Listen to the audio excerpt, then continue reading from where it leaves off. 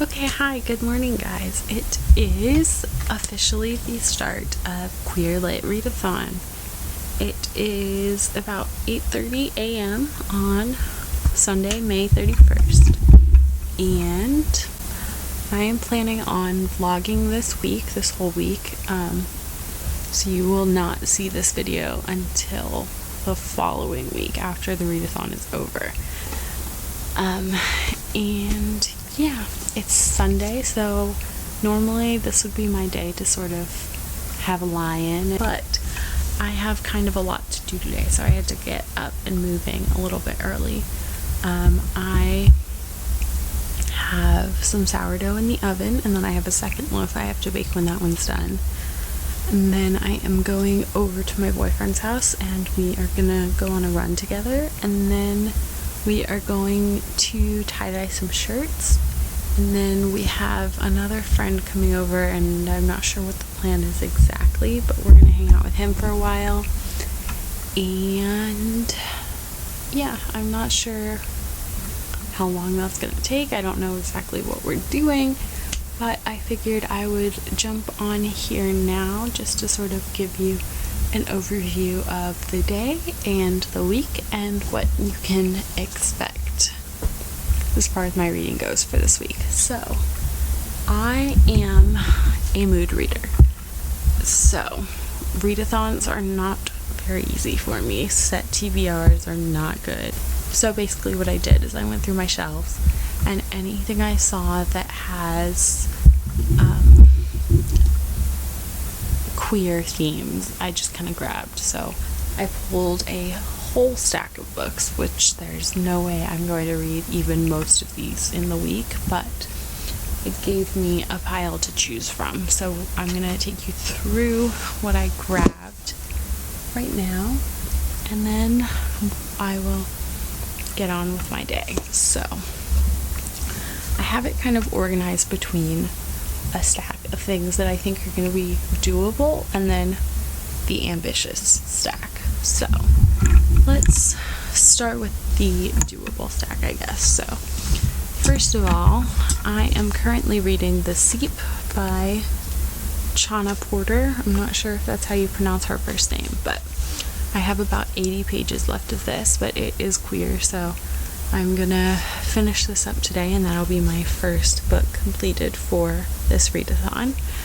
And then, let's see, I think from there I'm going to move on to The Stone Sky by N.K. Jemisin, start The Black Flamingo by Dean Atta today, because I have an audiobook for this.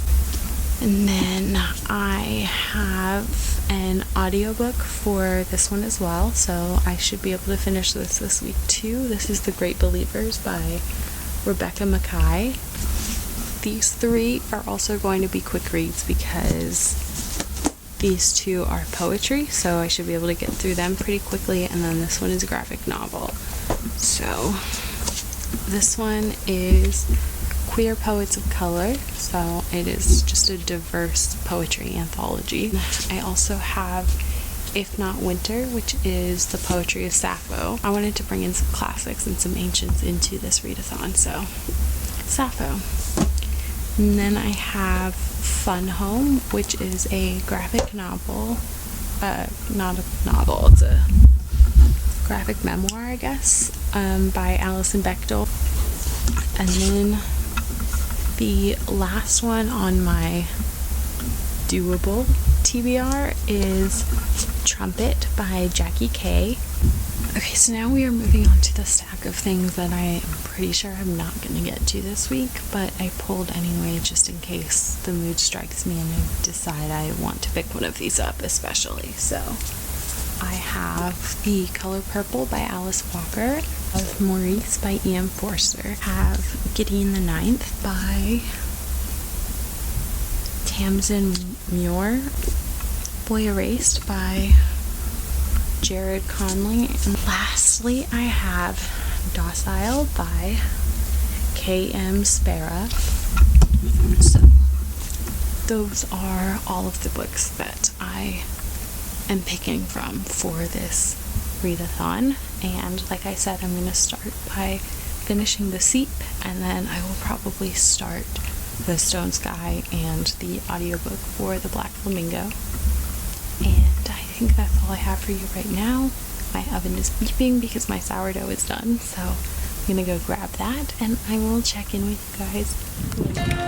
Okay, so I was just coming outside to film my May wrap up, but look at this kitty!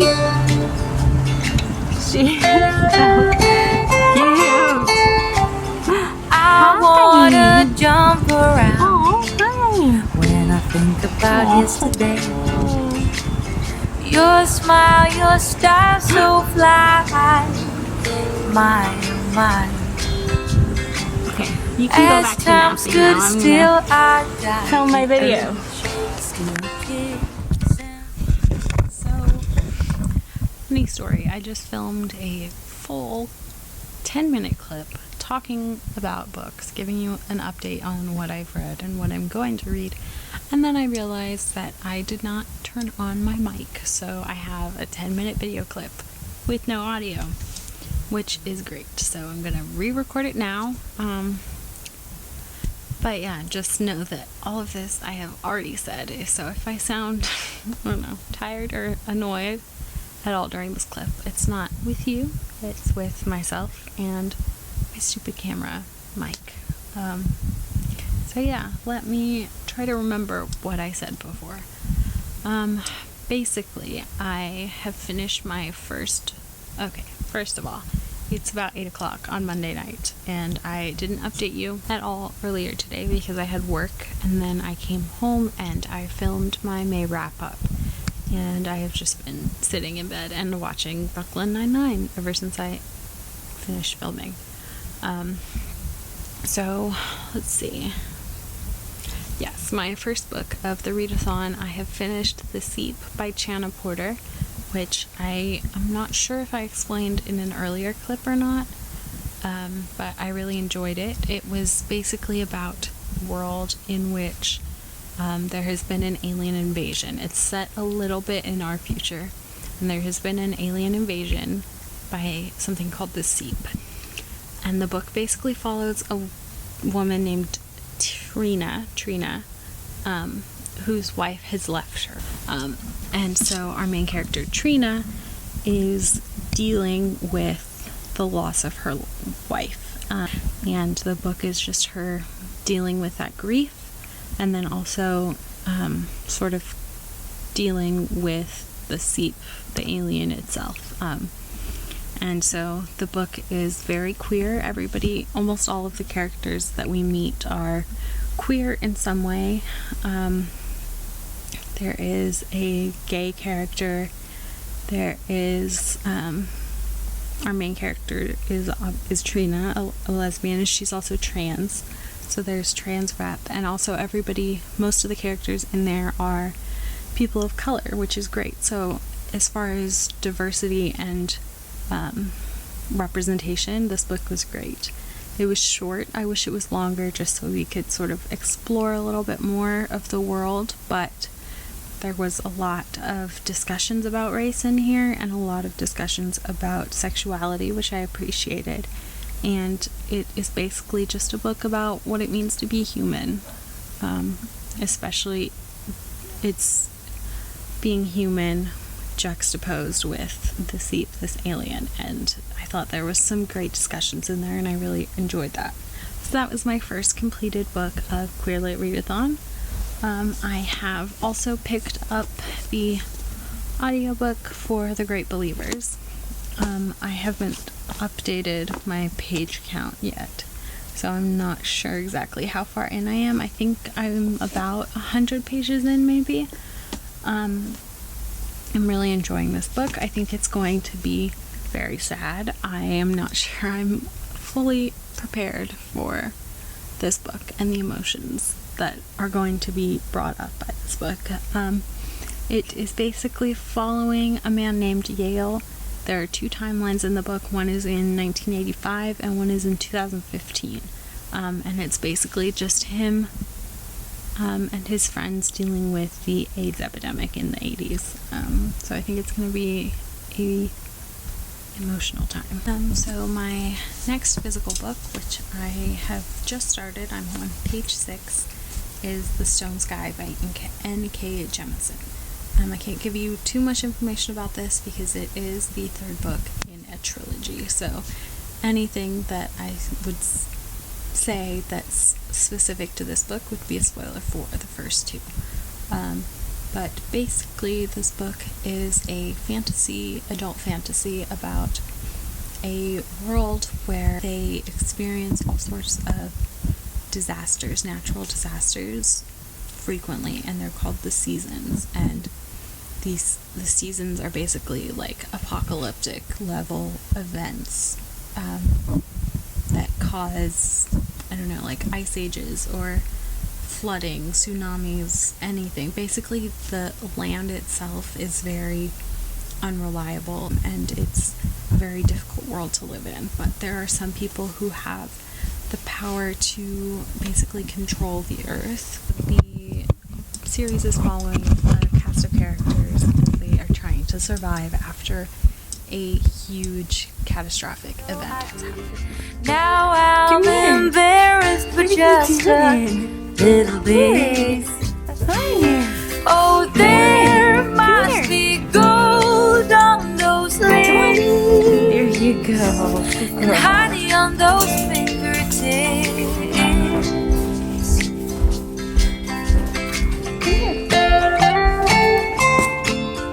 Right there, that one's for you. Can you imagine us two out in the woods in a big old house? We'd pass our days on clouds floating around. Oh, since I met you, I feel unbreakable. Oh, I can take it all. Wish me good luck. Hi guys, so welcome to Friday. I can't even remember when the last time I updated you for this vlog was. I think it might have been Tuesday. Oops. Although I have not been updating you, I have been doing quite a bit of reading. I have finished 2 books so far. 3 books. So I finished The Seep on Sunday, I think. Yeah, Sunday. And from there, I started The Great Believers by Rebecca Mackay, and it is a very heavy book. It's heartbreaking. It was a lot. There's a lot in here. Very sad. There's like no good in here. It's just all bleak. But I really enjoyed it, even though it broke my heart so many times. So I ended up giving this one 4 stars, and yeah, I really enjoyed it. The next one read was The Black Flamingo by Dean Atta.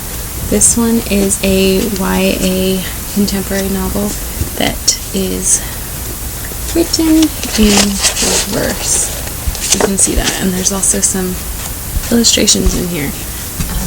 So yeah, I have the audiobook on this from Script, and I listened to it all in one day because since it's in verse, it's like 350 pages, I think, but it doesn't actually take that long to read since it's in verse. So I think the audiobook was only 3 hours, so it took me less than 2 to listen to it. So yeah, this one I wanted to like a lot more than I did. It is, I don't know, it was supposed to be about this boy finding drag and sort of discovering himself and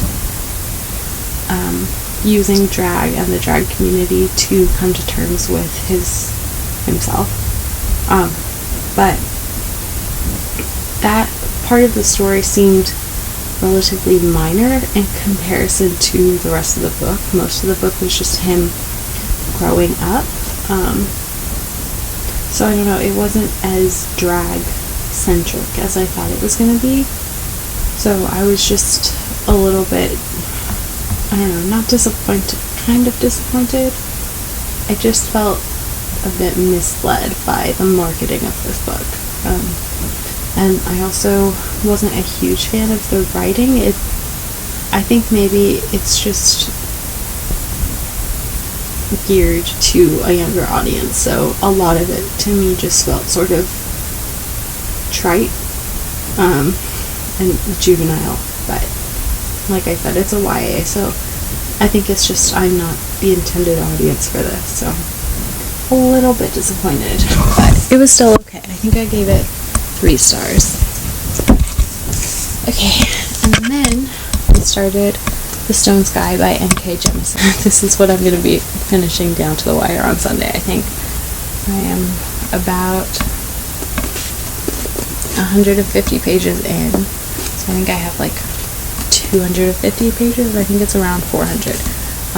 So I'm going to read a bit of this tonight. I'll probably fall asleep reading this, and then I am going to read as much of this as I can tomorrow and Sunday and hopefully finish this. I really want to finish this. I tried to read this a couple of months ago right after I finished the second one, and I don't know, my brain just wasn't, I think my brain needed a break from the high fantasy stuff, and so I just like wasn't understanding what was happening, and I wasn't able to concentrate on it.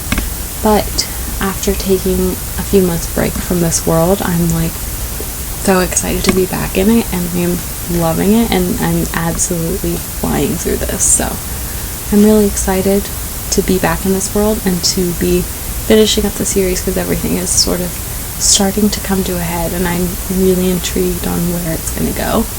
So I really want to finish that this weekend, so cross your fingers for me. Courage to ask for more.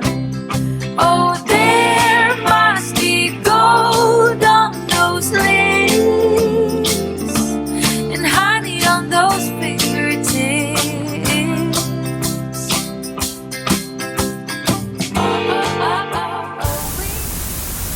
Okay, hi. So it is Saturday afternoon, and I just went out and met a couple of people and had lunch. And I came home to not one package, not 2 packages, but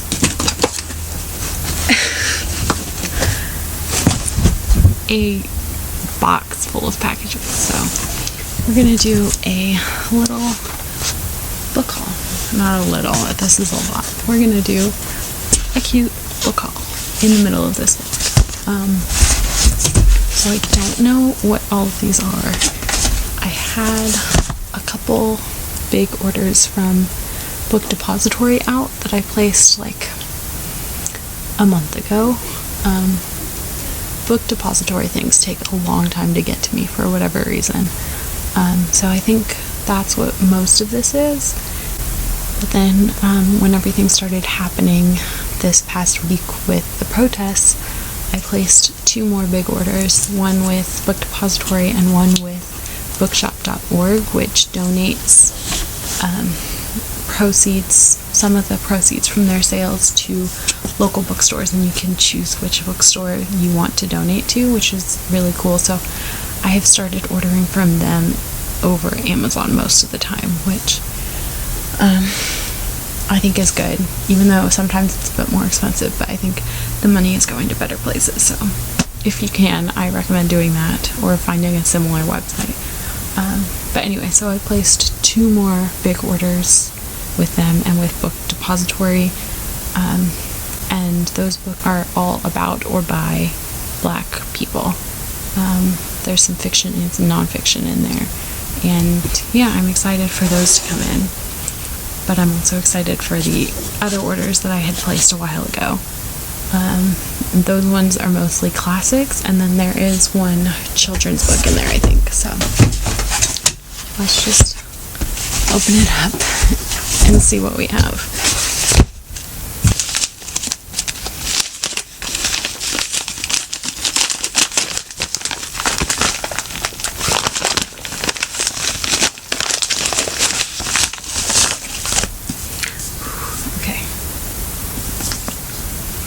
Okay, so this is 9 Coaches Waiting by Mary Stewart. I don't know a ton about this, but One of my friends, Mary Margaret, recommended this in one of her recent videos, so I got it because I trust her. So that's what this is. I think it's like a mystery, murder mystery maybe?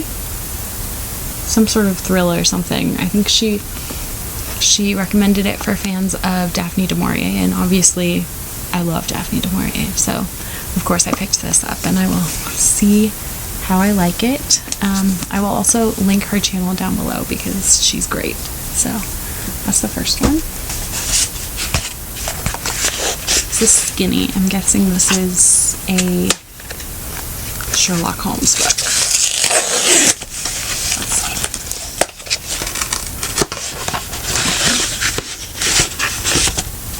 Okay, so got the Hounds of Baskervilles. This is another skinny one. I'm guessing it's another Sherlock Holmes.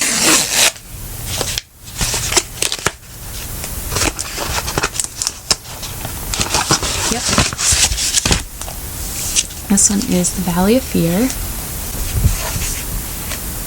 Another Sherlock Holmes.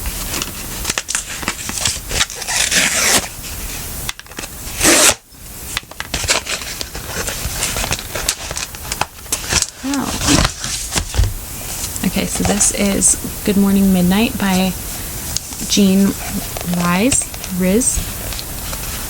I got this one because it is quoted several times in Green Girl, which you guys know that I read a couple weeks ago, so I wanted to see what the source material was for those quotes, so I ordered that.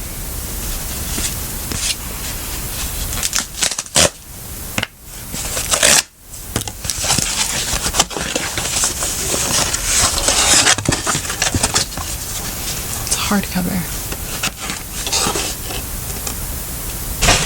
Yes, okay. This is Ness, which I don't know a lot about. So I think it's a horror book. It says, using word and image, Robert Macfarlane and Stanley Donwood have together made a minor modern myth. Part novella, part prose poem, part mystery play. In Ness, their skills combine to dazzling, troubling effect. So, this is something. I don't know, somebody I follow on Instagram recommended this a couple weeks ago, so I ordered that. Let's see.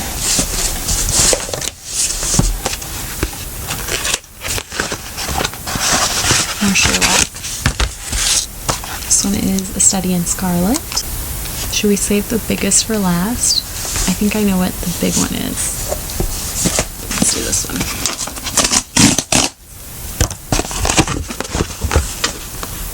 Okay, I think this is one of the Inkheart books, which is the children's series that I ordered. Yes.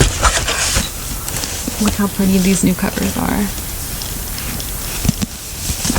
I'm really excited to reread this series. So I read the first two when I was a kid, and then by the time the third one came out, I had sort of outgrown the series, so I never read the third one, even though I've had it, like it's sitting on my shelf, and I just have never gotten to the third one. But the first one I absolutely loved. I love this book so much. I guess I've just always had a thing for books about books, but something about this book just I adored as a kid, and I think I reread this book more than I read Harry Potter. Like, I reread this, I don't know, 5 or 6 times in the span of just a couple of years because I loved it so much. So I'm excited to do a reread of this and actually finish the series sometime this year. So yeah, when I saw, and I've been thinking about rereading them and reading the third one recently. I wanted to do that soon anyway, and then I saw this recover, this new cover that they put on the series, and I was like, oh, well, it's time. So that's that. I'm guessing the other two are in here somewhere. Let's see. I think this is one of the other ones. Oh my god. This is a big book. Okay, so this is Ink Death. This is the third one in the series, and it's thick. It's a thick boy. I'm so excited, and I'm guessing this is the second one. This is a big package. Let's see.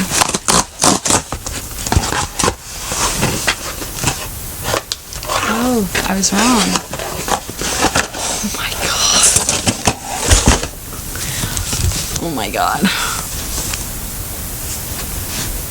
So this is The Count of Monte Cristo. It's like as big as my head. I knew this was a big book, but holy cow. This is my brother's favorite book of all time. He has reread it like probably 5 or 6 times at this point. He rereads it all the time.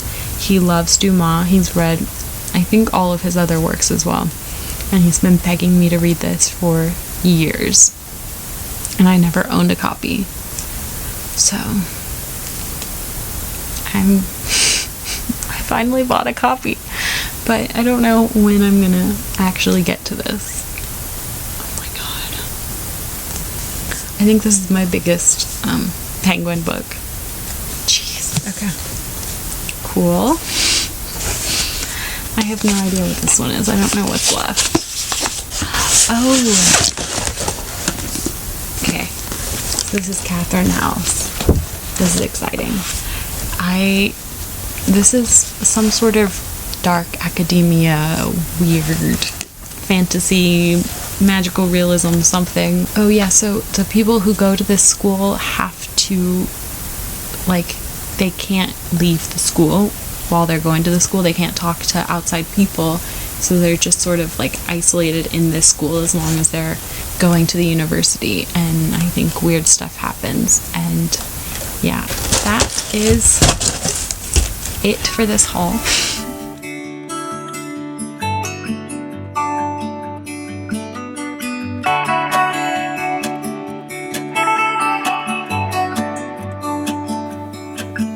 It's the same old story being told inside my head.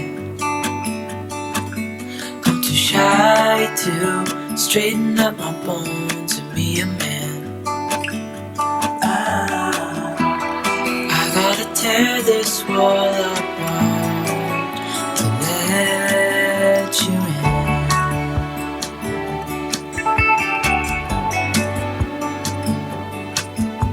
My friends say the time's running out, so take the chance. Make a move, cause the store won't stay open till the end. Hi, hello, welcome back. So it is Tuesday afternoon now. I completely stopped updating you guys. The past couple of days have been kind of busy. Sunday, I think I showed you I dyed my hair in the morning. It's freshly blue on the ends. It's kind of hard to see in this light, but it's blue, I promise. And then we spent most of the day just kind of hanging out, and I read a lot. So I ended up finishing Fun Home by Alison Bechdel. This one is a graphic novel. It's not a novel because it's nonfiction, but it's about Allison and her family and her closeted gay father. It was interesting. The art was great. She made a lot of references to different literary classics that I enjoyed. I understood most of them, but some of them I didn't get, and I have ended up with a reading list after reading this that I'm gonna go try to find at my library, some of the things that she mentioned. But I just didn't feel super connected to anybody in here. So I wasn't sort of emotionally affected by this, but it was interesting. I don't usually rate nonfiction, and especially memoirs, so I'm not going to rate this, but it was definitely an interesting read. I also finished Docile by K.M. Spera. I didn't finish this before the end of the readathon. I finished this on Monday morning.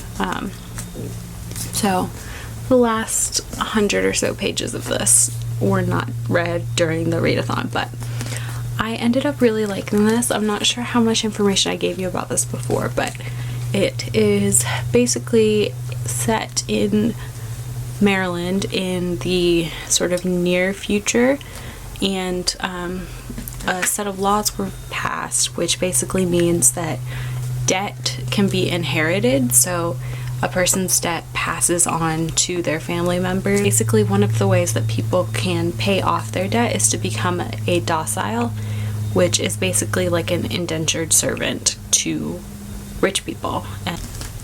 And so this book follows our main character Elisha, who is a docile for a man named Alex. And Alex's family is the people who have made this drug called doxycycline, which basically turns dociles into basically zombies, just so that it makes it easier for them to do the more unpleasant work that they are being required to do. It just sort of numbs them so they can get through the work they're expected to do, and it lets the rich people sort of not think about them as real people. They're just sort of drones.